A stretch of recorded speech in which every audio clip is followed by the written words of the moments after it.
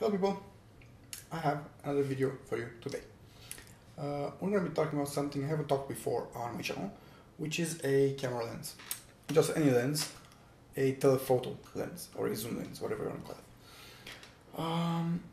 Now, if I think back to the time when I got my DSLR with a normal 18-55 kit lens, I quickly realized that for my needs I needed something with a bit more reach, a bit more zoom. Something like a 55-200 or a 55-300. So what I did was, at the time I bought a 55-200. It was fine at the beginning, then I realized it was crap. I bought a 55-300, again it was fine, I really liked it. Then I realized it was crap. And recently I've bought this huge thing. This is a Sigma 120-400mm f4.5 to 5.6, and the model is APO HSM. Now this is for Nikon, especially for mainly for Nikon crop sensors, DX cameras. Now, if you just bought a DSLR, and you realize that you need a bit more zoom, a bit more reach, what should you do? Should you go out and buy something like this, or should you buy something lower end? But I would say that 99.9% of the cases you should buy something that's for your level, both in terms of what you know about photography and what you can afford, of course. At the time when I bought my 55-200, it was fine for me because I could see the benefit. It wasn't very expensive. I had fun with it. Same thing for the 55-300. The thing is this, that when I use those lenses, I quickly discovered their limits, I would say. And the limits both in terms of zoom, in terms of quality, how usability, everything. At this point in time, this lens combined with my camera, we're going to talk more about it in a bit. They know more about photography than I do, just to put it simply. I am the weaker link, so there will be no point in me spending more money than I spend on something higher end. If you're a beginner, also I wouldn't recommend you go out and buy €2,000 lenses, because you are most likely not going to be able to use them to their full potential. Buy something cheaper at the beginning, learn about it, and then make up your own mind about what you like. Now, how do you get something like this? And what's it good for? Well, if you like shooting stuff like sports, animals, birds, butterflies, stuff like that, moving objects, subjects that are far away, subjects that you can't get close to. That's what a telephoto zoom lens is all about. You may decide, hey, zoom lens isn't for me, I'd rather spend my money on wide angles, fisheyes, primes, whatever. Fine by you. Whatever you like, it's fine by me. If you decide to buy something like this, there's a huge difference between a lens like this, which personally I wouldn't consider a amateur lens. It's not a pro lens either, but it has some features that I wouldn't consider to be useful to anybody. For example, if you have your camera just to go take some pictures when you're on holiday, you wouldn't necessarily want to carry this around, because this weighs 3 times more than my camera does. It's like 1.5 kilos, just the lens. Half-kilo camera, that's a 2-kilo combination, just one lens and camera.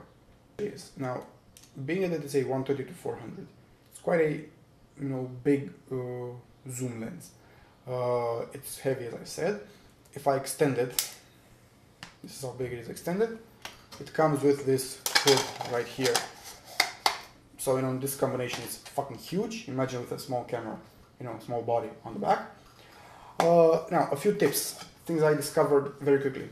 Because this is so heavy, you can't actually put the camera on it and hold it just by the body. Because if you do that, you're going to damage the mount, both on the camera and on the body, most likely on the body. What you do is you hold the lens, right, and the camera just sits on it. Another thing, you can't use the neck strap from the camera, because that would mean that the whole weight of this is hanging by the mount. Again, you're going to damage the mount. What you do is, the Sigma gives you this beautiful little strap. You strap this to the lens itself, right? And you carry it by the lens strap. Just the body over here. I actually took the leg strap off my body and just have this one strap. Now, this isn't the type of strap that you would put around your neck. You would put this around your shoulder and carry it on your shoulder. Keep in mind that it's heavy, 2 kilos, to carry on your shoulder. Every time you lift it up, it's such with a small camera, it's not very well balanced in the sense that it's very nose heavy because it's such a big lens. You get that with all big zoom lenses. Whilst you're shooting, what I found to be most handy to me was to actually hold it by the ring. I found it that way. My hand got at least tired, and I could use my top fingers to just move the zoom slightly, because being that it's such a wide zoom, such a large zoom, you don't want to just throw it into max zoom. You want to go slowly, find the perfect frame for you. Tripod mounting. You're not going to be able to mount this on a tripod by mounting the body on the tripod. You mount the lens to the tripod. The ring has a normal tripod screw. You mount it like this, and the body on the back. That's how you use it on a tripod. In terms of costs, personally for me, and I'm just an average guy, this was expensive. Look at how much it costs at your local retailer and decide if it's too expensive for you. But I have to say, when I got it, I was used to normal lenses, like even Sigma's 18 to 50, 35mm primes, the other zoom lenses I had. They were just you're all basically entry-level lenses for amateurs, normal people like you and me. This thing was totally different from any point of view. First of all, the build quality, for me at least, average consumer, is fantastic. It's solid, it's built like a tank. When you zoom it out, it has screws, big metal screws all around here. It's actually a quality product, in my opinion. When you move the ring, the movement is flawless. It's heavy, like something that would be well built, but it's not clunky, it's not difficult to move. It just inspires confidence. When I actually got it and used it for the first time, it was like moving from a 20-year-old car to buying a new 50 grand car. The difference between what I had used before and what I was using now was so different. You can't compare this to a 55 to 300, for example, in any way, shape or form. Even though you'd say it's just another 100 millimeters. It's not just that. It's about the build quality. Getting better glass for your camera, better lenses, is probably the best thing you could do in order to get better shots. And the image quality I got with it was great for me, an amateur. I'm going to show you guys the actual images, and you can make up your own mind about that. On the side you have the lock and unlock. If you're carrying this, since the elements are so big, you can actually lock them so they don't crash whilst they're moving. If you unlock them, you can move the zoom. Manual autofocus, of course. Keep in mind, even if you're in autofocus, you can still move the ring and focus it by hand. You have the optical stabilization. Now on the top over here, you have feet and meters. It shows you what distance you're focusing on. So if you're shooting a sport like baseball, for example, and you know the distance between you and one of the other guys, you can just set it up so you can get perfect focus at that distance. Now, of course, the ring you can take off. Have the mount over here, normal mount, nothing special about that. Now, I'm just trying to show you guys the lens itself, but yeah, maybe not, maybe now. Who knows? So we're gonna look at a few. So we're gonna look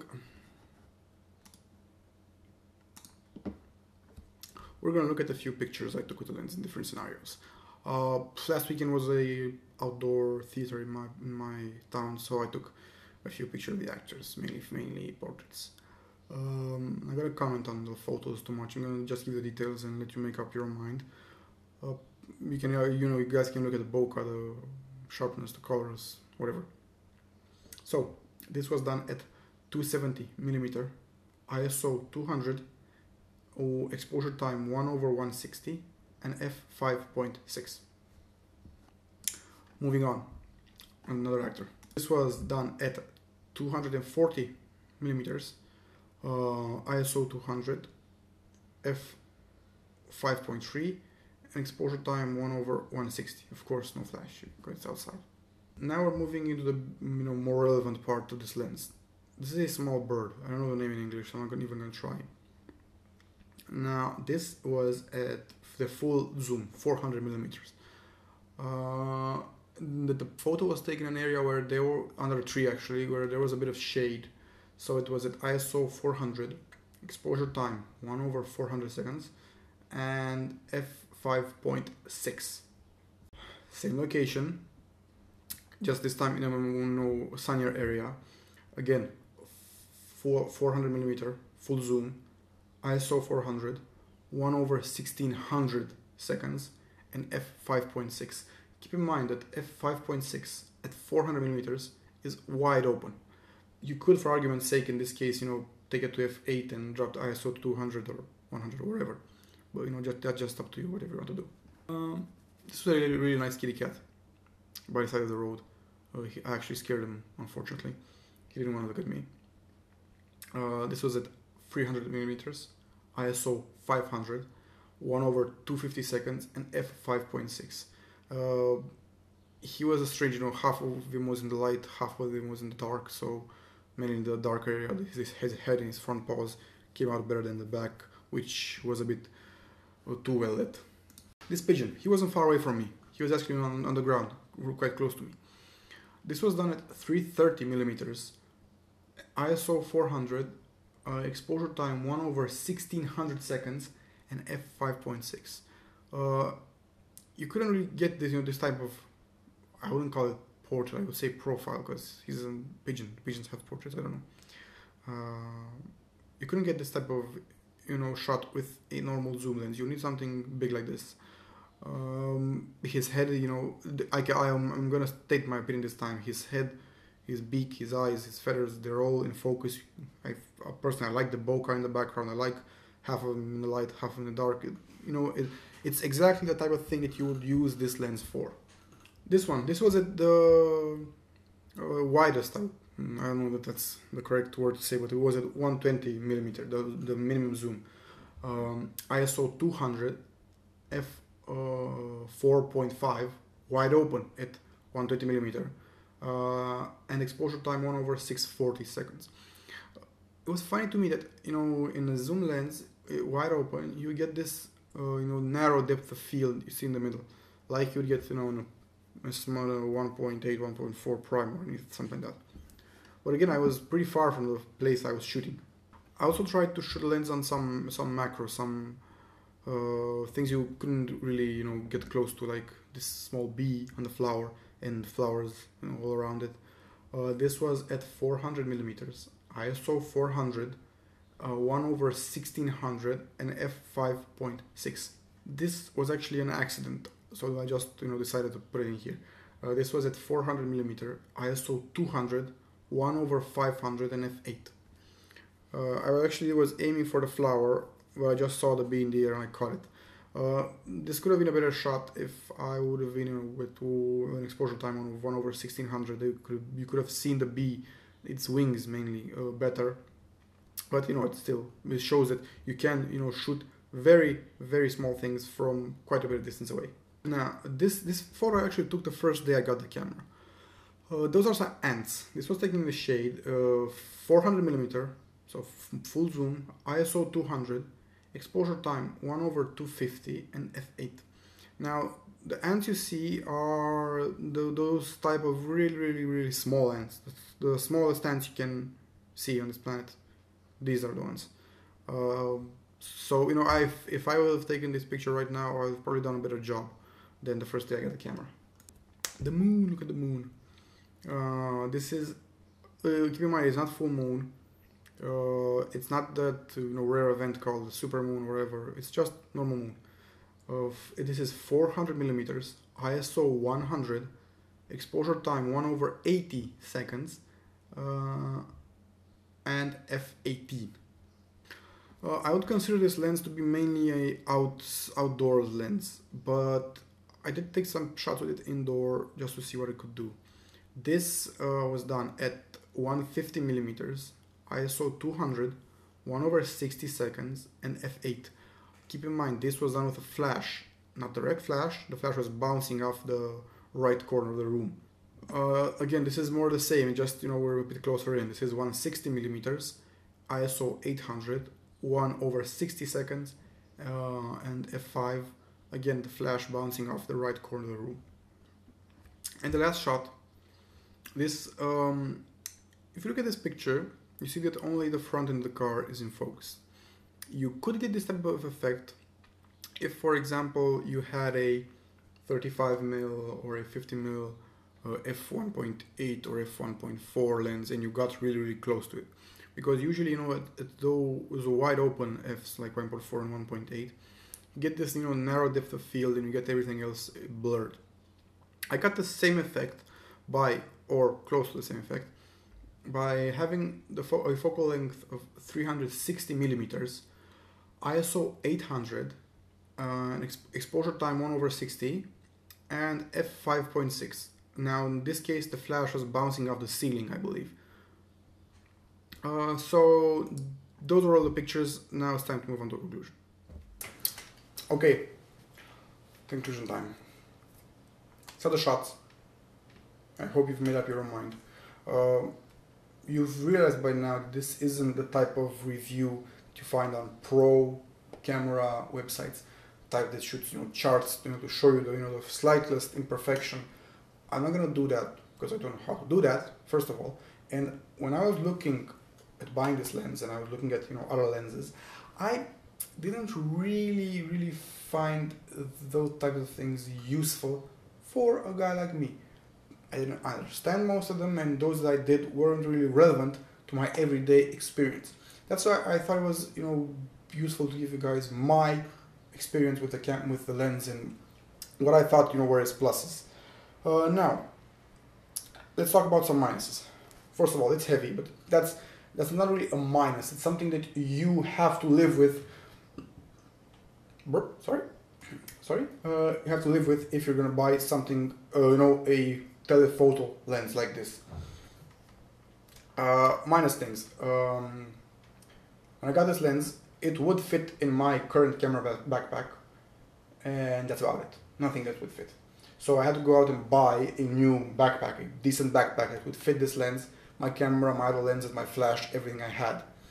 Another thing, in terms of backpack, it comes with this thing, this carrying pouch. Now this only fits the lens, so theoretically if you didn't want to buy a backpack, you could use your current camera bag, whatever, and carry also this around. But that would be kind of stupid. I tried that for one day and I hated it, carrying two things around with you.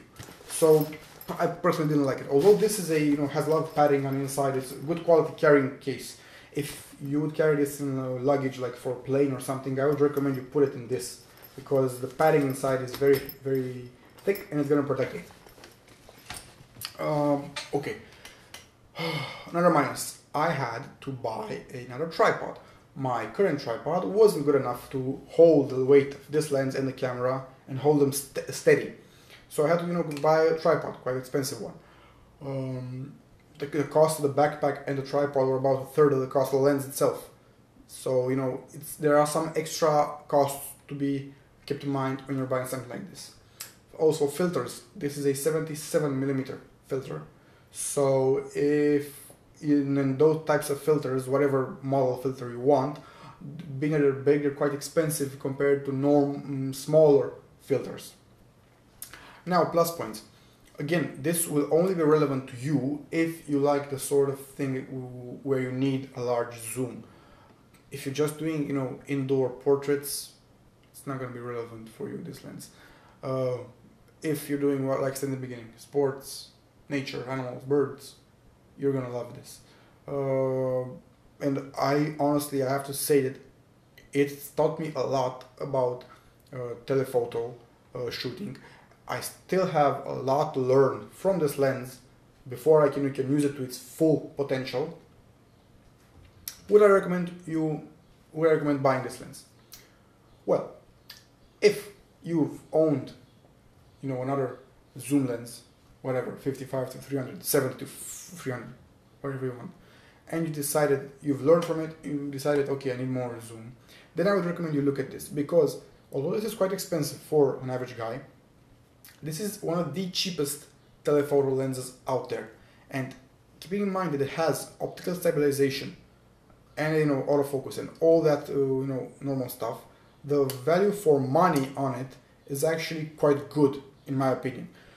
If you would buy a Nikon 80 to 400, that would cost you three times more than this costs. So in terms of value for money, I would think that it's, you know, it's really, really good.